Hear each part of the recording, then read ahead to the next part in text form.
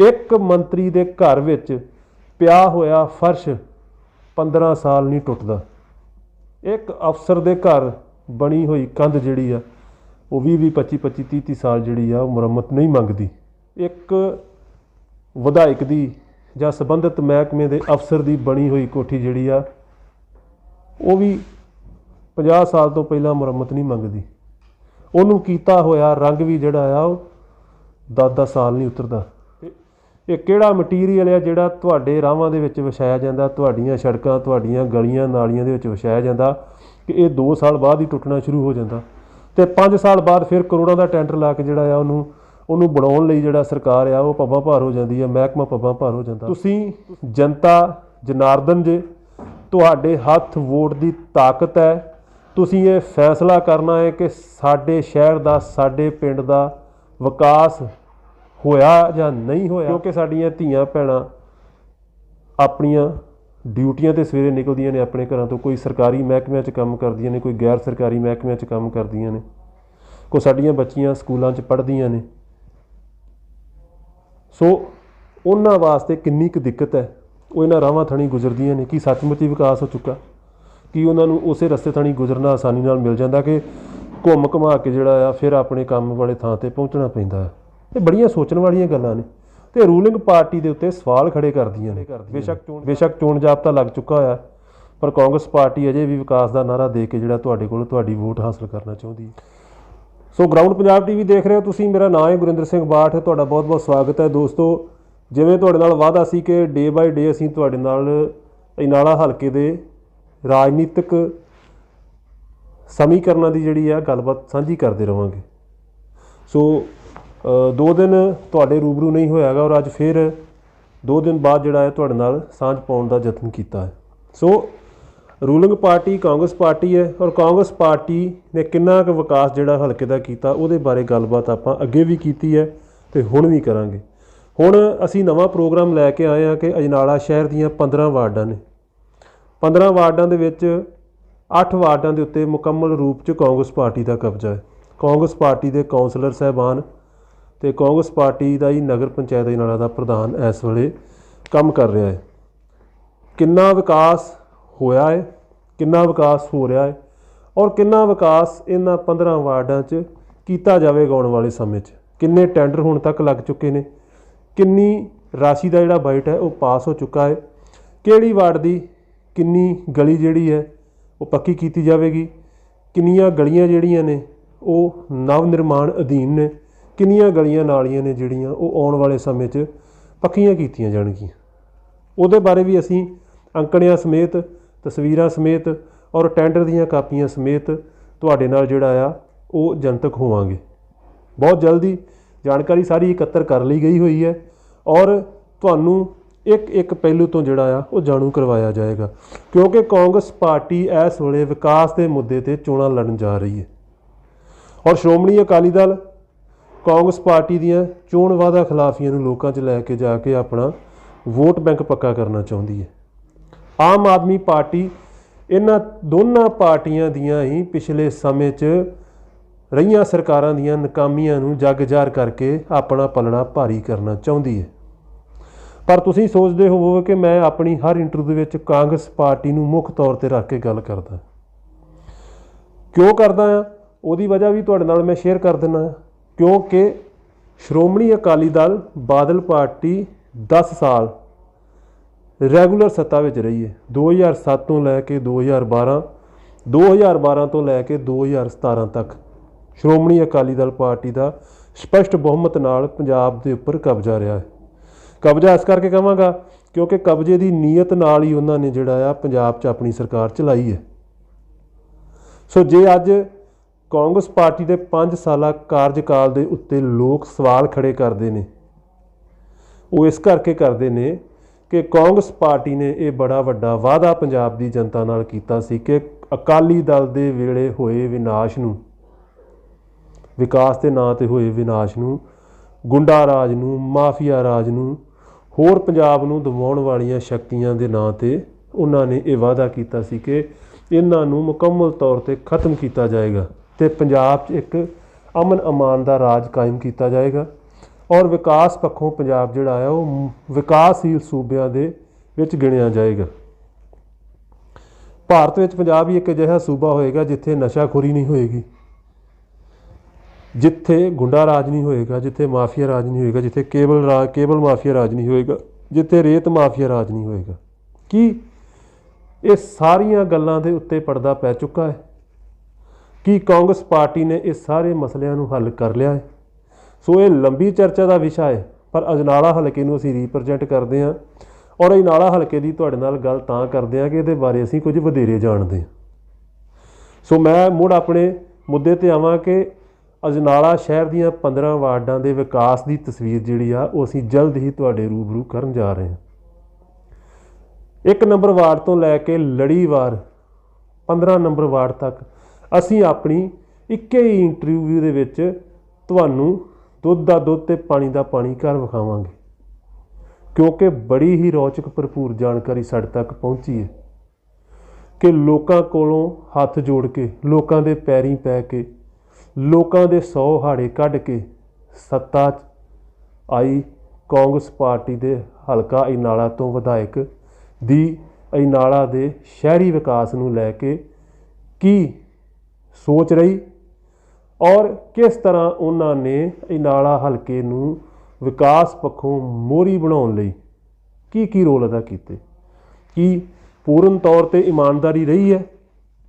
ਕੀ ਸਰਕਾਰੀ ਅਦਾਰਿਆਂ ਨੂੰ ਜਿਨ੍ਹਾਂ ਦੇ ਰਾਹੀਂ ਵਿਕਾਸ ਕੀਤਾ ਜਾਣਾ ਸੀ, ਜਿਨ੍ਹਾਂ ਦੇ ਕੋਲ ਵੱਡੇ ਵੱਡੇ ਪ੍ਰੋਜੈਕਟ ਆਉਂਦੇ ਨੇ, ਜਿਨ੍ਹਾਂ ਦੇ ਰਾਹੀਂ ਗਲੀਆਂ ਨਾਲੀਆਂ ਸੜਕਾਂ ਸਟਰੀਟ ਲਾਈਟਾਂ ਹੋਰ ਜਿਹੜੇ ਸਰਕਾਰੀ ਵਿਕਾਸ ਪੱਖੋਂ ਕੰਮ ਨੇ, ਉਹ ਪਾਰਕ ਕਹਿ ਲਈਏ, ਉਹ ਸੀਵਰੇਜ ਕਹਿ ਲਈਏ, ਉਹ ਹੋਰ ਵੀ ਬਹੁਤ ਕੁਝ ਨੇ। ਸਾਡੇ ਕੋਲ ਮੁਕੰਮਲ ਤੌਰ 'ਤੇ ਲਿਸਟ ਹੈ। ਅਸੀਂ ਲਿਸਟ ਲੈ ਕੇ ਤੁਹਾਡੇ ਨਾਲ ਜਿਹੜਾ ਆ ਉਹ ਹਰ ਪਹਿਲੂ ਦੇ ਉੱਤੋਂ ਪੜ੍ਹਦਾ ਚੁੱਕਾਂਗੇ। ਸੋ ਇਸ ਵੇਲੇ ਸਥਿਤੀ ਬਣੀ ਹੈ ਕਿ ਕਰੋੜਾਂ ਦੇ ਬਾਈਟ ਜਿਹੜੇ ਆ ਉਹ ਨਗਰ ਪੰਚਾਇਤ ਅਜਨਾਲਾ ਦੇ ਥਰੂ ਪਾਸ ਕੀਤੇ ਗਏ। ਕੁਝ ਅਜਿਹੀਆਂ ਗਲੀਆਂ ਨਾਲੀਆਂ ਵੀ ਹੈਗੀਆਂ ਨੇ ਜਿਹੜੀਆਂ 4 ਸਾਲ ਪਹਿਲਾਂ ਬਣ ਚੁੱਕੀਆਂ ਸਨ, ਉਹਨਾਂ ਦਾ ਦੁਬਾਰਾ ਫਿਰ ਨਗਰ ਪੰਚਾਇਤ ਅਜਨਾਲਾ ਵੱਲੋਂ ਟੈਂਡਰ ਲਗਾ ਦਿੱਤਾ ਗਿਆ। ਉਸ ਦੀਆਂ ਕੁਝ ਲੋਕਾਂ ਵੱਲੋਂ ਸ਼ਿਕਾਇਤਾਂ ਵਿਜੀਲੈਂਸ ਵਿਭਾਗ ਨੂੰ ਵੀ ਭੇਜੀਆਂ ਗਈਆਂ ਨੇ, ਡਿਪਟੀ ਡਾਇਰੈਕਟਰ ਅੰਮ੍ਰਿਤਸਰ ਨੂੰ ਵੀ ਭੇਜੀਆਂ ਗਈਆਂ ਨੇ, ਜੋ ਨਗਰ ਪੰਚਾਇਤ ਅਜਨਾਲਾ ਨੂੰ ਰੀਪ੍ਰਜੈਂਟ ਕਰਦੇ ਨੇ। ਨਗਰ ਪੰਚਾਇਤ ਅਜਨਾਲਾ ਦੇ ਅਫਸਰਾਂ ਕੋਲ ਵੀ ਦਰਖਾਸਤਾਂ ਪਈਆਂ ਨੇ, ਪਰ ਕਹਿੰਦੇ ਨੇ ਡਾਢੇ ਦਾ ਸੱਤੀ ਵੀ 100 ਹੁੰਦਾ ਹੈ।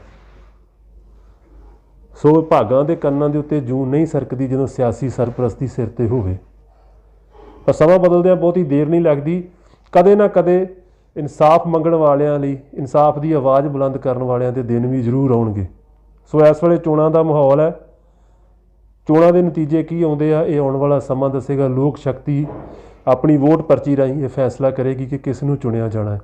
ਪਰ ਅਸੀਂ ਸੱਚ ਦੀ ਆਵਾਜ਼ ਬੁਲੰਦ ਕਰਦੇ ਰਹਾਂਗੇ। ਕਿਹੜੀ ਪਾਰਟੀ ਇਸ ਵੇਲੇ ਕਿੰਨੇ ਪਾਣੀ 'ਚ ਹੈ? ਅਜਨਾਲਾ ਦੇ ਵਿੱਚ ਕਾਂਗਰਸ ਪਾਰਟੀ ਦੀ ਕੀ ਹਾਲਾਤ ਹੈ? ਸ਼੍ਰੋਮਣੀ ਅਕਾਲੀ ਦਲ ਦੀ ਕੀ ਹਾਲਤ ਹੈ? ਆਮ ਆਦਮੀ ਪਾਰਟੀ ਦੀ ਕੀ ਹਾਲਤ ਹੈ? ਔਰ ਜੋ ਆਜ਼ਾਦ ਉਮੀਦਵਾਰ ਤੇ ਕਿਸਾਨ ਮੋਰਚੇ ਵੱਲੋਂ ਔਰ BJP ਵੱਲੋਂ ਲੋਕ ਕਾਂਗਰਸ ਪਾਰਟੀ ਨਾਲ ਗੱਠਜੋੜ ਕਰਕੇ ਉਮੀਦਵਾਰ ਖੜੇ ਨੇ, ਉਹ ਕਿੰਨੀ ਕੁ ਜਿਹੜੀ ਭੂਮਿਕਾ ਆ ਉਹ ਇਹਨਾਂ ਚੋਣਾਂ ਦੇ ਵਿੱਚ ਨਿਭਾਉਂਦੇ ਨੇ। ਹੁਣ ਗੱਲ ਕਰਦੇ ਹਾਂ ਅਜਨਾਲਾ ਸ਼ਹਿਰ ਦੀਆਂ ਵਾਰਡਾਂ ਦੇ ਵਿਕਾਸ ਦੀ। ਸੋ ਥੋੜ੍ਹੀ ਜਿਹੀ ਜਾਣਕਾਰੀ ਮੈਂ ਤੁਹਾਡੇ ਨਾਲ ਸ਼ੇਅਰ ਕਰਦੇ ਹਾਂ ਕਿ ਜੋ ਸਾਨੂੰ ਡਾਕੂਮੈਂਟਰੀ ਤੌਰ 'ਤੇ ਜਾਣਕਾਰੀ ਪ੍ਰਾਪਤ ਹੋਈ ਹੈ ਕਿ ਕਰੋੜਾਂ ਦੇ ਬਾਈਟ ਜਿਹੜੇ ਆ ਉਹ ਪਾਸ ਕੀਤੇ ਗਏ ਨੇ, ਟੈਂਡਰ ਲਗਾਏ ਗਏ ਨੇ। ਆਪਣੇ ਜਿਹੜੇ ਚਹੇਤੇ ਠੇਕੇਦਾਰ ਨੇ ਜਾਂ ਪਾਰਟੀ ਨਾਲ ਸੰਬੰਧ ਰੱਖਣ ਵਾਲੇ ਠੇਕੇਦਾਰ ਨੇ, ਉਹਨਾਂ ਨੂੰ ਠੇਕੇ ਦਿੱਤੇ ਗਏ ਨੇ, ਅਤੇ ਉਹਨਾਂ ਦੇ ਵਿੱਚ ਕਿਸ ਤਰੀਕੇ ਨਾਲ ਸਰਕਾਰੀ ਪੈਸੇ 'ਚ ਕਥਿਤ ਤੌਰ 'ਤੇ ਹੇਰਾਫੇਰੀ ਕੀਤੀ ਜਾਂਦੀ ਹੈ, ਉਹਦੀ ਇੱਕ ਤਸਵੀਰ ਲੈ ਕੇ ਆਏ ਹਾਂ ਕਿ ਜੇ 10 ਲੱਖ ਰੁਪਏ ਦਾ ਟੈਂਡਰ ਪਾਸ ਹੋਇਆ ਹੈ, ਤੁਸੀਂ ਫਰਜ਼ ਕਰ ਲਓ ਕਿ ਇੱਕ ਗਲੀ ਦੇ ਉੱਤੇ 10 ਲੱਖ ਰੁਪਈਆ ਲੱਗਣਾ ਹੈ ਔਰ ਉਹਦਾ ਬਜਟ ਪਾਸ ਕੀਤਾ ਗਿਆ ਕਿ 10 ਲੱਖ ਰੁਪਈਏ 'ਚ ਇੰਟਰਲਾਕਿੰਗ ਟਾਈਲਾਂ ਲਾ ਕੇ ਬਣਾਈ ਜਾਏਗੀ। ਇਸ ਗਲੀ ਦੀ ਮੁਕੰਮਲ ਤੌਰ 'ਤੇ ਜਿਹੜੀ ਤਿਆਰੀ ਆ, ਨਾਲੀ ਬਣਾ ਕੇ ਦੋਨਾਂ ਸਾਈਡਾਂ 'ਤੇ ਜਿਸ ਤਰ੍ਹਾਂ ਦਾ ਵੀ ਸਿਸਟਮ ਉਲੀਕਿਆ ਜਾਂਦਾ ਹੈ ਔਰ ਉਸ ਨੂੰ ਕੰਪਲੀਟ ਕਰ ਦਿੱਤਾ ਜਾਏਗਾ। ਪਰ ਕੋਈ ਠੇਕੇਦਾਰਾਂ ਵੱਲੋਂ ਇਹ ਰੋਣਾ ਗਿਆ, ਕੋਈ ਠੇਕੇਦਾਰਾਂ ਵੱਲੋਂ ਪਿਛਲੇ ਸਮੇਂ 'ਚ ਕੰਮ ਵੀ ਇਸ ਕਰਕੇ ਛੱਡ ਦਿੱਤਾ ਗਿਆ ਕਿ ਕਾਂਗਰਸ ਪਾਰਟੀ ਦੇ ਜਿਹੜੇ ਆਗੂ ਨੇ, ਜਿਹੜੇ ਇਹਨਾਂ ਵਿਕਾਸ ਕੰਮਾਂ ਨੂੰ ਰੀਪ੍ਰਜੈਂਟ ਕਰਦੇ ਨੇ ਜਾਂ ਜਿਨ੍ਹਾਂ ਨੂੰ ਵਿਧਾਇਕ ਸਾਹਿਬ ਨੇ ਜ਼ਿੰਮੇਵਾਰੀ ਦਿੱਤੀ ਹੋਈ ਹੈ ਉਹ ਮੋਟੇ ਰੂਪ 'ਚ ਰਿਸ਼ਵਤ ਦੀ ਮੰਗ ਕਰਦੇ ਨੇ ਔਰ ਰਿਸ਼ਵਤ ਲੈ ਵੀ ਰਹੇ ਨੇ। ਉਹਨਾਂ ਦੱਸਿਆ ਕਿ ਲਗਭਗ 33% ਜਿਹੜੀ ਰਿਸ਼ਵਤ ਹੈ ਉਹ ਕੈਸ਼ ਰੂਪ 'ਚ ਲਈ ਜਾਂਦੀ ਹੈ, ਫਿਰ ਜਾ ਕੇ ਕੀਤੇ ਗਏ ਵਿਕਾਸ ਕਾਰਜਾਂ ਦੇ ਕੰਮਾਂ ਦਾ ਜਿਹੜਾ ਚੈੱਕ ਹੈ ਉਹਨਾਂ ਦੇ ਹੱਥ 'ਚ ਥਮਾਇਆ ਜਾਂਦਾ। ਹੁਣ ਉਹ ਕਹਿੰਦੇ ਕਿ ਦੱਸੋ ਜੇ 10 ਲੱਖ ਰੁਪਏ ਦਾ ਬਜਟ ਪਾਸ ਹੋਇਆ 33% ਯਾਨੀ ਕਿ 3,30,000 ਰੁਪਈਆ ਸਿੱਧੇ ਰੂਪ 'ਚ। ਹੁਣ ਮੈਂ ਕੀ ਕਹਾਂ ਕਿ ਸਿਆਸੀ ਸਰਪ੍ਰਸਤੀ ਪ੍ਰਾਪਤ ਨੁਮਾਇੰਦੇ ਦੀ ਜੇਬ ਵਿੱਚ ਪਾਏ ਜਾਂਦੇ ਨੇ, ਜਿਹਨੂੰ ਸਰਕਾਰ ਵੱਲੋਂ ਭੇਜਿਆ ਗਿਆ ਹੁੰਦਾ। 3,30,000 ਸਿੱਧੇ ਰੂਪ 'ਚ ਹੀ 10 ਲੱਖ ਦੀ ਅਮਾਊਂਟ ਦੇ ਵਿੱਚੋਂ ਨਿਕਲ ਗਿਆ, ਯਾਨੀ ਕਿ 6,70,000 ਰੁਪਈਆ ਬਚਿਆ। ਹੁਣ 6,70,000 ਰੁਪਈਏ ਦੇ ਵਿੱਚ ਠੇਕੇਦਾਰ ਨੇ ਆਪਣੇ ਵੀ ਖਰਚੇ ਪੂਰੇ ਕਰਨੇ ਨੇ, ਉਹਨੇ ਗਲੀ ਦਾ ਨਿਰਮਾਣ ਵੀ ਕਰਨਾ ਹੈ। ਸੋ ਇਸ ਤਰ੍ਹਾਂ ਨਾਲ ਤੁਸੀਂ ਆਪ ਜਾਣਦੇ ਹੋ ਕਿ ਉਸ ਗਲੀ ਦੇ ਉੱਪਰ ਕਿੰਨੇ ਕੁ ਪੈਸੇ ਲੱਗ ਜਾਣਗੇ ਔਰ ਕਿੰਨਾ ਕੁ ਸਮਾਂ ਉਹ ਹੰਢਾਏਗੀ। ਕੀ ਉਹ ਐਸਟੀਮੇਟ ਦੇ ਮੁਤਾਬਕ, ਮੇਜਰਮੈਂਟ ਦੇ ਮੁਤਾਬਕ ਉਹ ਮੁਕੰਮਲ ਬਣ ਪਾਏਗੀ। ਸੋ ਇਸ ਤਰ੍ਹਾਂ ਦੀਆਂ ਗਲੀਆਂ ਨਾਲੀਆਂ ਜਿਹੜੀਆਂ ਨੇ, ਸੜਕਾਂ ਨੇ, ਉਹ ਅਜਨਾਲਾ ਸ਼ਹਿਰ ਦੇ ਵਿੱਚ ਬਣ ਚੁੱਕੀਆਂ ਨੇ। ਕੋਈ ਤਾਂ ਅਜਿਹੀਆਂ ਵੀ ਗਲੀਆਂ ਹੈਗੀਆਂ ਨੇ ਜਿਨ੍ਹਾਂ ਦਾ ਜੇ ਟੈਂਡਰ ਨਹੀਂ ਸੀ ਲੱਗਾ, ਪਰ ਉਹ ਨਿਰਮਾਣ ਅਧੀਨ ਸਨ ਔਰ ਟੈਂਡਰ ਉਹਨਾਂ ਦਾ ਬਾਅਦ ਵਿੱਚ ਲਗਾਇਆ ਗਿਆ। ਔਰ ਕੁਝ ਗਲੀਆਂ ਨਾਲੀਆਂ ਸੜਕਾਂ ਜਿਹੜੀਆਂ ਨੇ ਉਹ 3 ਸਾਲ ਪਹਿਲਾਂ ਬਣ ਚੁੱਕੀਆਂ ਸਨ, 4 ਸਾਲ ਪਹਿਲਾਂ ਬਣ ਚੁੱਕੀਆਂ ਸਨ, ਜਿਨ੍ਹਾਂ ਨੂੰ ਦੁਬਾਰਾ ਟੈਂਡਰ ਲਾ ਕੇ ਉਹਨਾਂ ਦੇ ਪੈਸੇ, ਉਹਨਾਂ ਦੀ ਰਾਸ਼ੀ ਜੋ ਬਣਦੀ ਸੀ ਉਹ ਖੁਰਦ-ਬੁਰਦ ਕਰਨ ਦੀ ਕੋਸ਼ਿਸ਼ ਕੀਤੀ ਗਈ ਹੈ ਜਾਂ ਅਜੇ ਵੀ ਨਗਰ ਪੰਚਾਇਤ ਅਜਨਾਲਾ ਦੁਆਰਾ ਕੀਤੀ ਜਾ ਰਹੀ ਹੈ। ਜੋ ਅਫਵਾਹ ਹੈ, ਜੋ ਗੱਲਾਂ ਸੁਣਨ ਨੂੰ ਮਿਲਦੀਆਂ, ਜੋ ਪ੍ਰਾਈਵੇਸੀ ਲੀਕ ਹੁੰਦੀ ਹੈ, ਉਹਦੇ ਉੱਤੇ ਅਸੀਂ ਵਿਸਤਾਰ 'ਚ ਸੰਬੰਧਿਤ ਗਲੀ, ਸੰਬੰਧਿਤ ਨਾਲੀ, ਸੰਬੰਧਿਤ ਸੜਕ ਦਾ ਮੌਕੇ 'ਤੇ ਜਾ ਕੇ ਜਿਹੜਾ ਆ ਬਾਇਓਡਾਟਾ ਤੁਹਾਡੇ ਨਾਲ ਸਾਂਝਾ ਕਰਾਂਗੇ ਔਰ ਮੌਕੇ 'ਤੇ ਜਾ ਕੇ ਲਾਈਵ ਤਸਵੀਰਾਂ ਵੀ ਤੁਹਾਡੇ ਰੂਬਰੂ ਕਰਾਂਗੇ। ਸੋ ਸੱਚਾਈ ਕਿੰਨੀ ਕੁ ਸਾਹਮਣੇ ਬਾਹਰ ਆਉਂਦੀ ਹੈ ਇਹ ਵੇਖਦੇ ਹਾਂ ਔਰ ਇਹਦੇ ਵਿੱਚੋਂ ਇਹ ਵੀ ਕੱਢਣ ਦੀ ਕੋਸ਼ਿਸ਼ ਕਰਾਂਗੇ ਕਿ 33% ਦੇ ਵਿੱਚੋਂ ਸੋ ਬੜੀ ਵੱਡੀ ਰਕਮ ਬਣਦੀ ਜੇ। ਐਵੇਂ 10 ਲੱਖ ਜਾਂ 3,30,000 'ਚ ਨਾ ਫਸ ਕੇ ਰਹਿ ਜਾਇਓ। ਜੇ 1 ਕਰੋੜ ਦਾ ਬਜਟ ਪਾਸ ਹੋਇਆ ਸ਼ਹਿਰ ਦੇ ਵਿਕਾਸ ਦਾ ਤਾਂ ਸਿੱਧੇ ਰੂਪ 'ਚ 33 ਲੱਖ ਹੋ ਗਿਆ। ਛੋਟੀ ਰਕਮ ਨਹੀਂ ਹੁੰਦੀ ਇਹ। ਸੋ ਇਹ ਸੋਚਣਾ ਬਣਦਾ ਹੈ। ਬਜਟ ਕਰੋੜਾਂ 'ਚ ਪਾਸ ਹੋਏ ਨੇ। ਤਸਵੀਰਾਂ ਵੀ ਨਾਲ ਸ਼ੇਅਰ ਕਰਾਂਗੇ ਜਿਨ੍ਹਾਂ ਗਲੀਆਂ ਦਾ ਉਦਘਾਟਨ ਵਿਧਾਇਕ ਸਾਹਿਬ ਨੇ ਆਪਣੇ ਹੱਥੀਂ ਆਪਣੇ ਘਰ ਕਮਲਾਂ ਨਾਲ ਕੀਤਾ ਔਰ ਉਸ ਵੇਲੇ ਕਿਵੇਂ ਦਾ ਮਾਹੌਲ ਰਿਹਾ, ਕਿਵੇਂ ਦਾ ਉਹਨਾਂ ਦਾ ਸਵਾਗਤ ਹੁੰਦਾ ਰਿਹਾ, ਕਿੰਨੇ ਕੁ ਪੈਸੇ ਉਹਨਾਂ ਦੇ ਸਵਾਗਤੀ ਪ੍ਰੋਗਰਾਮਾਂ 'ਤੇ ਲੱਗਦੇ ਰਹੇ ਕਿ ਉਦਘਾਟਨ ਹੋਣਾ। ਉਹ ਵੀ ਸਾਂਝ ਜਿਹੜੀ ਆ ਤੁਹਾਡੇ ਨਾਲ ਜਲਦ ਪਾਵਾਂਗੇ। ਸੋ ਤੁਸੀਂ ਗਰਾਊਂਡ ਪੰਜਾਬ TV ਨਾਲ ਕੱਲ੍ਹ ਫਿਰ ਸਾਡੇ ਨਾਲ ਜੁੜਨਾ। ਅਸੀਂ ਡਾਕੂਮੈਂਟਰੀ ਤੌਰ 'ਤੇ ਜਿਹੜੇ ਉਹ ਕਾਗਜ਼ ਪੱਤਰ ਹੈ, ਉਹ ਕਾਪੀਆਂ ਨੇ, ਤੁਹਾਡੇ ਨਾਲ ਸਾਂਝੀਆਂ ਕਰਾਂਗੇ ਔਰ ਜਨਤਾ ਦੀ ਕਚਹਿਰੀ ਵਿੱਚ ਨਸ਼ਰ ਕਰਾਂਗੇ। 1 ਨੰਬਰ ਤੋਂ ਲੈ ਕੇ 15 ਨੰਬਰ ਵਾਰਡ ਤੱਕ ਯਾਦ ਰਹੇ, ਕੱਲੀ ਕੱਲੀ ਗਲੀ ਦੀ ਫੋਟੋ, ਕੱਲੀ ਕੱਲੀ ਗਲੀ ਦੀ ਵੀਡੀਓ ਜੋ ਅਸੀਂ ਤਿਆਰ ਕਰ ਚੁੱਕੇ ਹਾਂ, ਸ਼ੂਟ ਕਰ ਚੁੱਕੇ ਹਾਂ ਔਰ ਉਹਨਾਂ ਲੋਕਾਂ ਦੇ ਵਿਚਾਰ ਜਿਹੜੇ ਤੁਹਾਡੇ ਨਾਲ ਸਾਂਝੇ ਕਰ ਚੁੱਕੇ ਹਾਂ। ਆਮ ਕੋਈ ਇਸ ਵੇਲੇ ਕਿਹੜੀ ਗੁਰਬਤ ਦੀ ਜਿਹੜੀ ਜ਼ਿੰਦਗੀ ਉਹ ਬਤੀਤ ਕਰ ਰਹੇ ਨੇ ਇਹਨਾਂ ਗਲੀਆਂ ਨਾਲੀਆਂ ਦੇ ਰਾਹੀਂ, ਇਹਨਾਂ ਵਿਕਾਸ ਕਾਰਜਾਂ ਦੇ ਰਾਹੀਂ। ਕਿਉਂਕਿ ਸਾਡੀਆਂ ਧੀਆਂ ਭੈਣਾਂ ਆਪਣੀਆਂ ਡਿਊਟੀਆਂ 'ਤੇ ਸਵੇਰੇ ਨਿਕਲਦੀਆਂ ਨੇ ਆਪਣੇ ਘਰਾਂ ਤੋਂ, ਕੋਈ ਸਰਕਾਰੀ ਮਹਿਕਮਿਆਂ 'ਚ ਕੰਮ ਕਰਦੀਆਂ ਨੇ, ਕੋਈ ਗੈਰ ਸਰਕਾਰੀ ਮਹਿਕਮਿਆਂ 'ਚ ਕੰਮ ਕਰਦੀਆਂ ਨੇ, ਕੋਈ ਸਾਡੀਆਂ ਬੱਚੀਆਂ ਸਕੂਲਾਂ 'ਚ ਪੜ੍ਹਦੀਆਂ ਨੇ। ਸੋ ਉਹਨਾਂ ਵਾਸਤੇ ਕਿੰਨੀ ਕੁ ਦਿੱਕਤ ਹੈ, ਉਹ ਇਹਨਾਂ ਰਾਹਾਂ ਥਣੀ ਗੁਜ਼ਰਦੀਆਂ ਨੇ। ਕੀ ਸੱਚਮੁੱਚ ਹੀ ਵਿਕਾਸ ਹੋ ਚੁੱਕਾ? ਕੀ ਉਹਨਾਂ ਨੂੰ ਉਸੇ ਰਸਤੇ ਥਣੀ ਗੁਜ਼ਰਨਾ ਆਸਾਨੀ ਨਾਲ ਮਿਲ ਜਾਂਦਾ ਕਿ ਘੁੰਮ ਘੁਮਾ ਕੇ ਜਿਹੜਾ ਆ ਫਿਰ ਆਪਣੇ ਕੰਮ ਵਾਲੇ ਥਾਂ 'ਤੇ ਪਹੁੰਚਣਾ ਪੈਂਦਾ ਹੈ? ਇਹ ਬੜੀਆਂ ਸੋਚਣ ਵਾਲੀਆਂ ਗੱਲਾਂ ਨੇ ਅਤੇ ਰੂਲਿੰਗ ਪਾਰਟੀ ਦੇ ਉੱਤੇ ਸਵਾਲ ਖੜ੍ਹੇ ਕਰਦੀਆਂ ਨੇ। ਬੇਸ਼ੱਕ ਚੋਣ ਜਾਬਤਾ ਲੱਗ ਚੁੱਕਾ ਹੋਇਆ, ਪਰ ਕਾਂਗਰਸ ਪਾਰਟੀ ਅਜੇ ਵੀ ਵਿਕਾਸ ਦਾ ਨਾਅਰਾ ਦੇ ਕੇ ਜਿਹੜਾ ਤੁਹਾਡੇ ਕੋਲ ਤੁਹਾਡੀ ਵੋਟ ਹਾਸਲ ਕਰਨਾ ਚਾਹੁੰਦੀ ਹੈ ਕਿ ਅਗਲੇ 5 ਸਾਲ ਫਿਰ ਉਹ ਇਸੇ ਤਰ੍ਹਾਂ ਹੀ ਜਿਸ ਤਰ੍ਹਾਂ ਦੇ ਵਿਕਾਸ ਕਾਰਜ ਉਸਨੇ ਪਿਛਲੇ 5 ਸਾਲ 'ਚ ਕੀਤੇ ਨੇ ਅੱਗੇ ਵੀ ਕਰੇ ਅਤੇ ਤੁਸੀਂ ਫਿਰ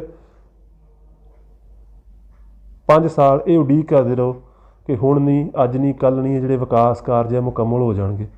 ਕਿਉਂਕਿ ਅਜਿਹੀ ਕਿਹੜੀ ਗੱਲ ਹੈ ਕਿ ਜਿਹੜੀਆਂ ਗਲੀਆਂ ਨਾਲੀਆਂ ਹੁਣ ਬਣ ਚੁੱਕੀਆਂ ਨੇ ਉਹ 2-3 ਸਾਲ ਬਾਅਦ ਜਿਹੜੀਆਂ ਫਿਰ ਬਣ ਲਈ ਜਾਂ ਉਹ ਮੁਰੰਮਤ ਮੰਗਦੀਆਂ ਨੇ ਜਾਂ ਉਹ ਬਣਨਾ ਲੋਚਦੀਆਂ ਨੇ, ਕਿ ਟੁੱਟ ਜਾਂਦੀਆਂ ਨੇ, ਭੱਜ ਜਾਂਦੀਆਂ ਨੇ। ਇੱਕ ਮੰਤਰੀ ਦੇ ਘਰ ਵਿੱਚ ਪਿਆ ਹੋਇਆ ਫਰਸ਼ 15 ਸਾਲ ਨਹੀਂ ਟੁੱਟਦਾ। एक अफसर के घर बनी हुई कंध जिहड़ी आ वो 20 25 25 30 30 साल जिहड़ी आ मुरम्मत नहीं मंगती। एक विधायक की ਜਾਂ संबंधित महकमे के अफसर की बनी हुई कोठी जिहड़ी आ वो भी 50 साल तो पहला मुरम्मत नहीं मंगती। उन्होंने कीता होया रंग भी जिहड़ा आ 10 साल नहीं उतरदा। तो ये किहड़ा मटीरीअल है जिहड़ा तुहाडे राहां दे विच विछाया जांदा, तुहाडीਆਂ सड़कां तुहाडीਆਂ गलियां नालियां दे विच विछाया जांदा कि ये 2 साल बाद ही टुटना शुरू हो जाता।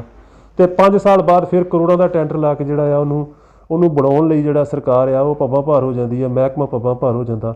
ਤੁਸੀਂ ਜਨਤਾ ਜਨਾਰਦਨ ਜੇ, ਤੁਹਾਡੇ ਹੱਥ ਵੋਟ ਦੀ ਤਾਕਤ ਹੈ। ਤੁਸੀਂ ਇਹ ਫੈਸਲਾ ਕਰਨਾ ਹੈ ਕਿ ਸਾਡੇ ਸ਼ਹਿਰ ਦਾ ਸਾਡੇ ਪਿੰਡ ਦਾ ਵਿਕਾਸ ਹੋਇਆ ਜਾਂ ਨਹੀਂ ਹੋਇਆ, ਜਾਂ ਕਿਸ ਰੂਪ 'ਚ ਹੋਇਆ।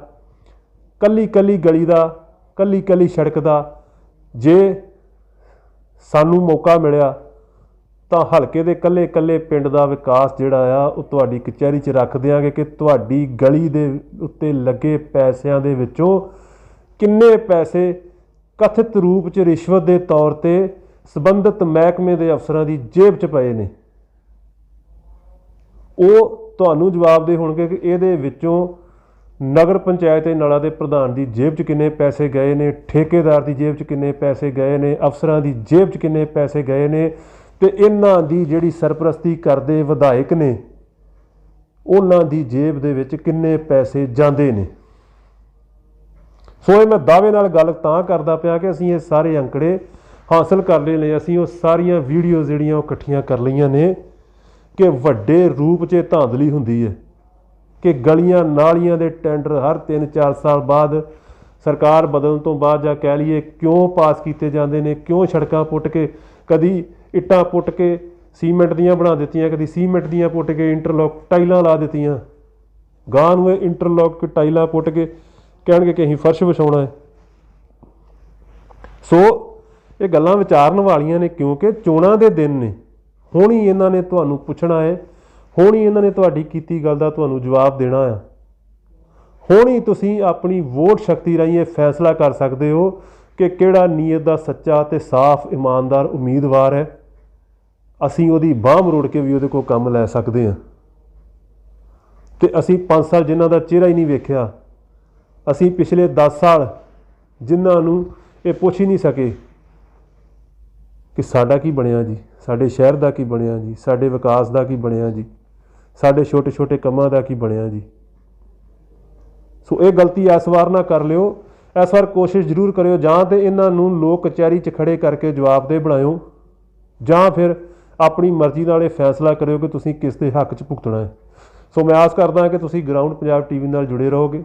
ਸੋ ਗਰਾਊਂਡ ਪੰਜਾਬ ਟੀਵੀ ਦੇ ਫੇਸਬੁੱਕ ਪੇਜ ਨੂੰ ਫੋਲੋ ਤੇ YouTube ਪੇਜ ਨੂੰ ਸਬਸਕ੍ਰਾਈਬਰ ਕਰਨਾ ਨਾ ਭੁੱਲਣਾ ਕਿ ਹਲਕੇ ਦੀ ਵੱਧ ਤੋਂ ਵੱਧ ਜਿਹੜੀ ਜਾਣਕਾਰੀ ਆ ਸਿੱਧੇ ਰੂਪ 'ਚ ਤੁਹਾਡੀ ਕਚਹਿਰੀ 'ਚ ਅਸੀਂ ਪਹੁੰਚਾ ਸਕੀਏ।